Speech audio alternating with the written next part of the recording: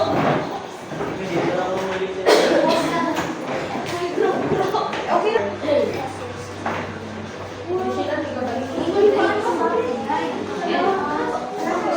morning everyone. We are the group 6 and today I'm gonna discuss ang topic which is business continuity management interruption events. Actually, dili ko yung topic. Basta business continuity Okay, hindi na natin sila. So, ang first presenter is si Ate Blessy. Since wala man siya, nag-defense man sila sa ubos, mo jump na lang ta sa topic. So, business continuity management interruption events. So, hindi na ako basa ko na. In the business mode, we cannot wala tang kabalubaw sa kani mga pangitabo na mabot sa tuang lugar. Oo, mga unexpected events pa like, di ba, na ikalitra ng bagyo na wala tang kabalo or power interruption or power outages or security breaches. Have you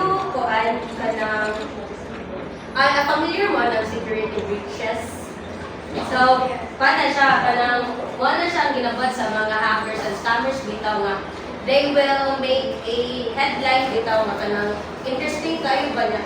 Kita po ng mga individual, ato po dahil ito i-click to nga, i-link dito. Pero, clickbait na dito siya. Pag na-click to siya nimo, they can access all your information. So, ano siya, that can really good makadawat sa business. Example, si Lorraine, katong na-scam siya kay ipislit man siya itong link ba kay ang pagmurad na curious siya, so mo doon na-scam iya ang 700 kay nakuha. So mo doon na-huli lang siya. Oo, gamay na ko na mga birlay to na po guys. So, dapat kita mag-careful na kita kay sa company, syempre, okay raw ka ng personal mo, pero sa company mag-get involved like the overall na bitaw na kuan sa inyong company. So, you might lose everything. So, we have here the extraordinary event. So, beyond normal downtimes of equipment or input process errors. So, kaning mga extraordinary event, katulad ng mga dinagtog mga obstacles na ma-getting sa inyong company. So, for example, nagubabi nyo ang mga technology like inyong first computers. So, how can you, as a business owner or nga naa mo sa or kamo nga nasa company, how can you manage man to make the business ongoing even if there is kanang mga ingani nga mga pangitagog, diba? So you have to be ready kay syempre para kung naguba yung technology ko nya di yung mga customers is naa sa mga lagyo di nila kay okay ra kasi ignore they end up guba. So dapat dili ninyo mga kuan ba kanang work dili ninyo matagad o kanang labad sa ulo tong na dito yung customers. So, second is high impact resulting in risk of significant loss. So, kaning high impact, katulad na siyang mga catastrophe, mga nature's first. So, for example, tsunami abiron. So, apil din inyong establishment or inyong infrastructure nga malulupan. So, kuan. So, kani siya nga kaning high impact is wala ni siya kanang lisod na ni siya nga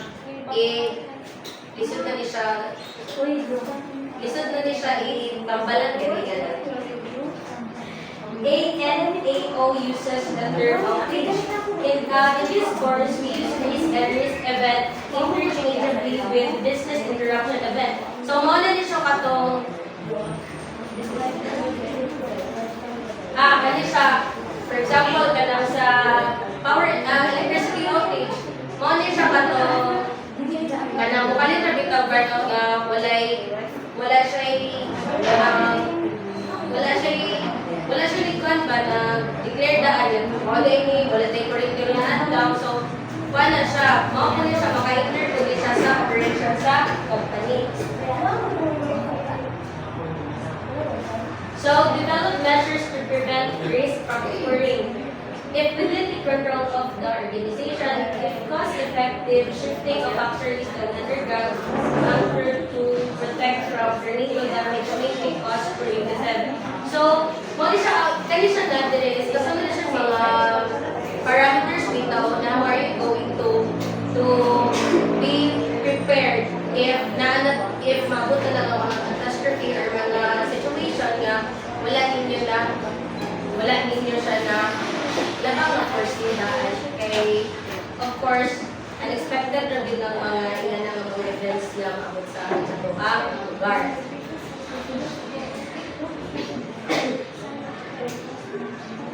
So, critical situation in PPO engagement. So, critical situation in PPO is when your ability to render consistent excellent services has been compromised. An organizational state where symptoms of services, quality, and operations management degradation is becoming apparent in the delivery of services. Okay, wala na ako yung na kanina ng mga events, mga siya mga critical events na pwede bitaw may tabo sa company. So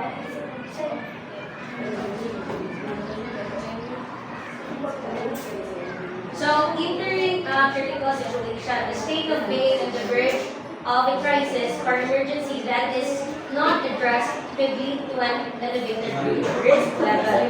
So a transit is no ordinary exercise, and it should only declared once a defined set of criteria has been determined by the senior management. So, declaring a critical situation should be jointly declared by the following: the delivery center leader or general manager, competency leader or the delivery process of basta mga leader. So, sila na dapat ang delegate bitaw sa mga subordinates on what to do in order to solve kaning mga events. Kay if katong mga subordinates or katong mga nara sa lower level, o sila ang dili man pwede nga sila yung delegate kayo sa top level, di ba? So, ang moral dito, mga managers, like CEO, sila rin itong na ay authority to delegate the task so that para mas madali bitaw pag-flow sa order na mo. Hindi dapat ibuhat doon para hindi mag-invoke ang everyone.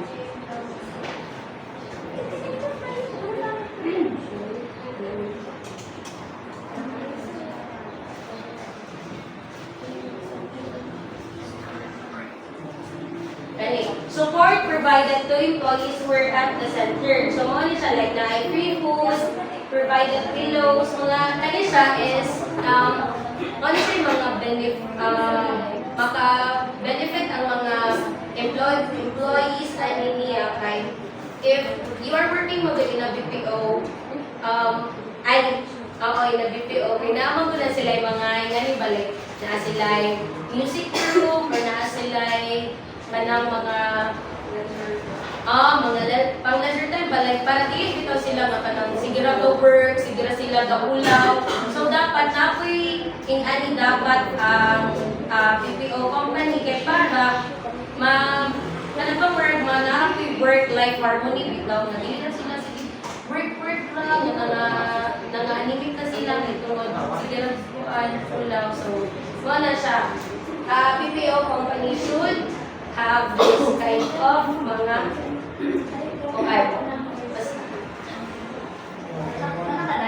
oo.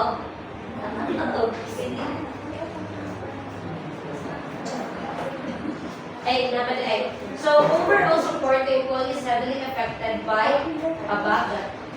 Financial assistance for those whose houses, personal properties were damaged.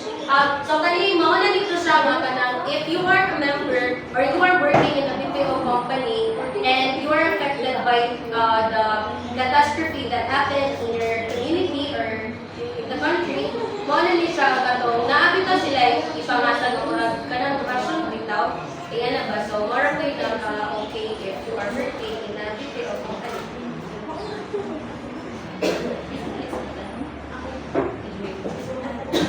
Please keep it.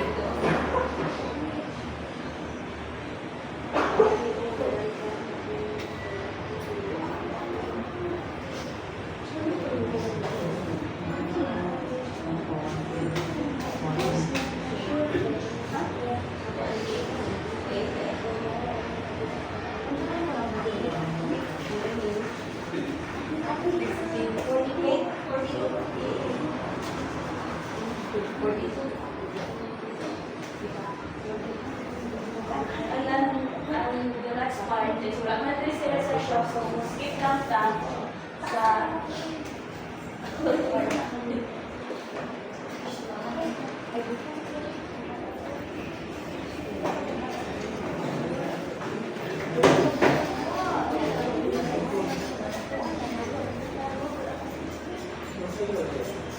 critical situation management.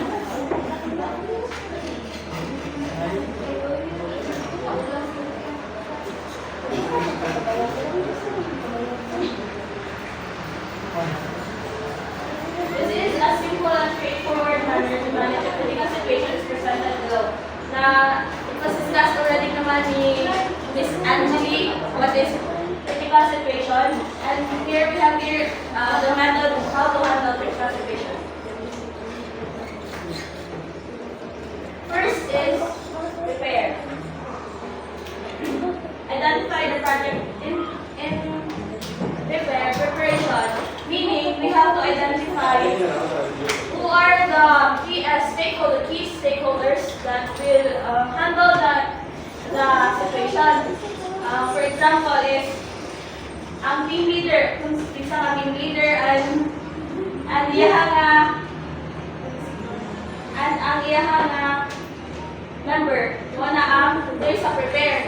Dapat mag-align ng imuhang stakeholders sa situation na imong i-manage. Ang nakabutang mo dito should be a certified project manager or 6S black belt. Kapag naman tatong black belt na, kailangan ni na identify the stakeholders and blah blah blah. And other members of the critical situation management. Manyang structure, general manager, then critical situation manager, then iyahang mga numbers ilalo. And the next one is assess.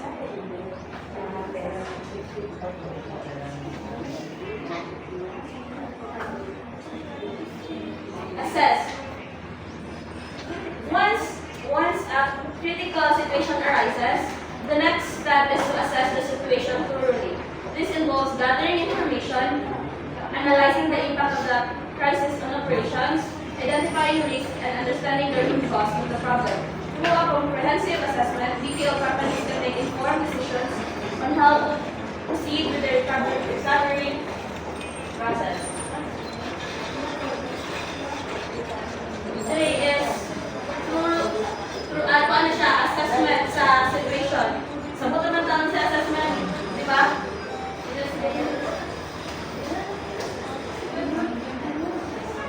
And the next one is develop recovery plan. Develop recovery plan. Based on the assessment, a recovery plan is developed. This plan outlines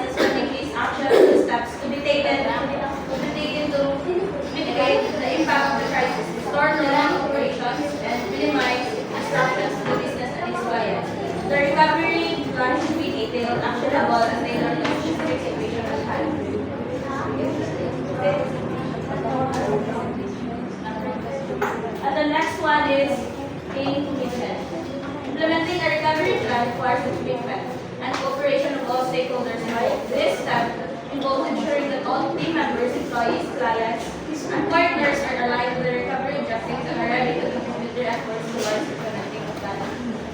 And the last one is executing the plan. I will again, executing the plan.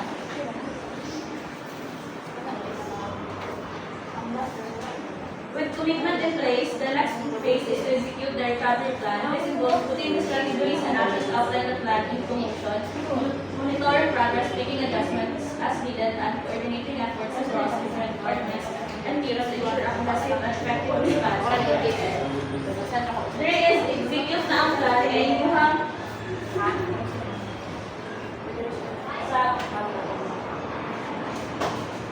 and the last one is the close recovery. Once the recovery plan has been successfully implemented and normal operations have been restored, the final step is to close the recovery process. This involves evaluating the outcomes, conducting post-crisis analysis to identify lessons learned, and documenting best practices for future references.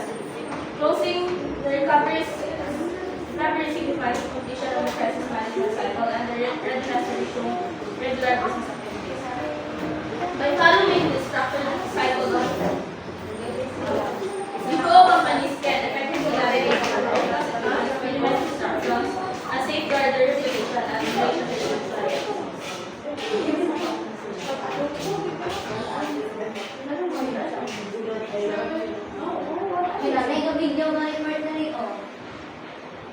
The 8D approach.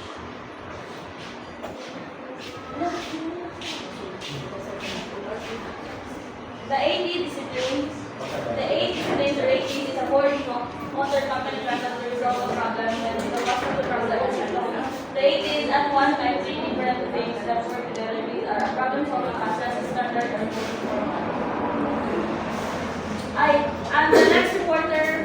In the monitor to discuss layout, you will be discussed by the next reporter.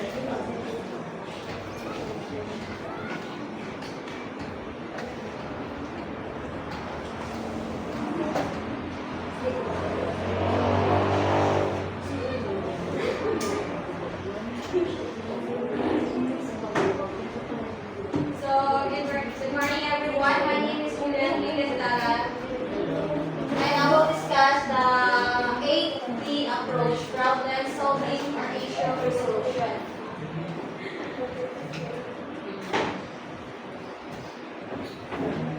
So first, 8D approach is the use team approach, which is a discipline one. So to establish a small group of people with the necessary knowledge, authority, and skills to resolve problems and implement corrective actions, lead by a designated team-led leader by command responsibility purposes. The team approach ensures collaborative efforts in addressing issues effectively. So, di ba, in the organizations, naman every department is naman na siya individual team leader. So, kanang iyahang mga members, is dili na siya pwede nga muda. Pag once gani na sila problems, nga naitabo silang department, dili na sila pwede nga muda. So, gani sa taas. So, dapat, naman sila yung mga leader. So, dapat, dito sila sa ilang leader yung approach. And then, ang kanang ilang leader is, sila na siya ang collaborate sa baba kung saan pag-address sa mga problem na nila sa company or sa organization. So, the next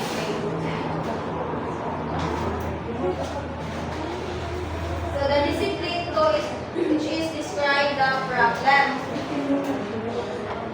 So, in discipline 2, describing the problem involves identifying the customer problem using the 5W2H approach.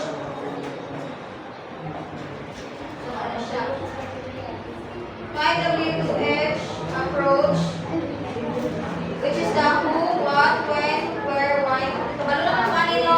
So, in quantifiable term along with an operational definition that is clear and understood by all. It is essential to gather relevant data, information, and facts to accurately define and address address the problem. So, in the organization, kailangan is inyo sa i-identify kung sa ang hinungdan sa kanang problema before ka and after ninyo ma-describe kung sa ang problem sa organizations, then that's the time na you need to make solutions of that problem.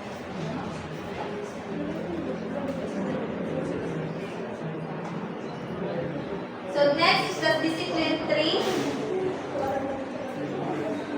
Implement and verify an interim contentment action. One shopper.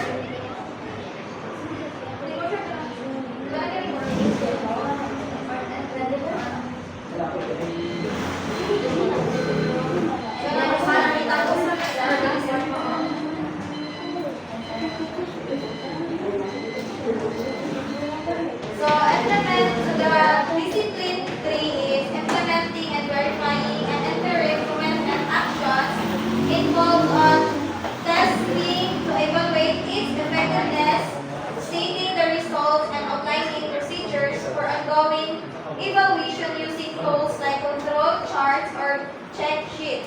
Additionally, it is crucial to prioritize goods closet to customer gates and establish and reliable inspection methods to detect defect accurately.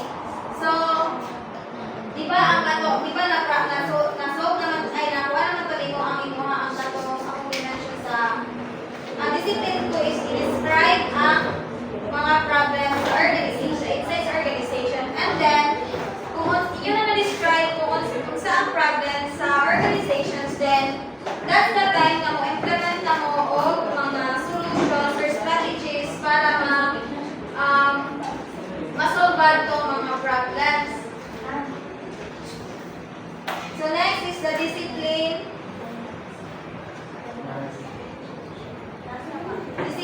4, which is define and verify root causes. So in discipline 4, involves on identifying all potential causes of the problem by asking why, and repeatedly to reach the root cause, reviewing relevant data and reports using tools like cause and effect diagram, and testing each possible causes against the problem. Descriptions and data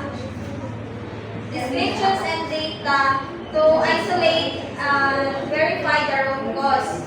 And finally, list all the corrective actions to eliminate the root cause effectively. So, after identifying all the potential causes in the organizations, then that's the time na imo kayo siya i-eliminate ang kanang hinungdan sa problema sa mga organizations. So next is the discipline 5. Choose and verify corrective action. So in discipline 5 involves on quantitatively confirming that the selected corrective actions will effectively resolve the problem for the customer without causing undesirable side effects through pre-product test program. It also includes defining contingency actions based on risk assessment and verifying the corrective actions before implementation. Next is the discipline 6, which is implement and permanent corrective action. So the discipline 6 focusing on implementing the best permanent corrective actions to eliminate the root causes. So establishing ongoing controls to ensure its effectiveness, monitoring long-term effectives in productions, and also to implement contingency actions if needed. It is also involved creating an action plan for all permanent actions, implementing ongoing process controls, corrective defective parts already produced, and Identify contingency actions for any unforeseen issues. And now let's proceed sa discipline C, 7. So in discipline 7, prevent recurrency. Then in discipline 7, focusing on modifying system, practices, and procedures to prevent the resources of the current and similar problems. And also identifying opportunities to improve and initiating a process improvement initiative. And it also involves revising systems, procedures and practices as needed to enhance the overall effectiveness and prevent future issues.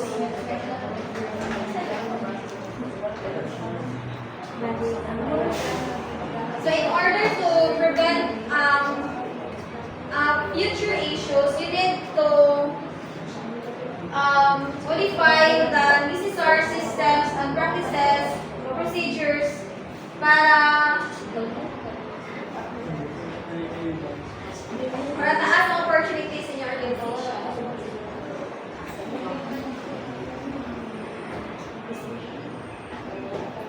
So next is the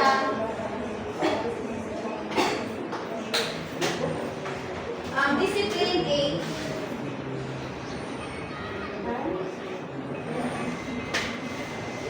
So in discipline 8, congratulate the team. So discipline 8 emphasize the importance of recognizing and congratulating the team of their collective efforts in solving the problem. It involves writing case study reports to document the process and outcomes, as well as acknowledging the significance and value of the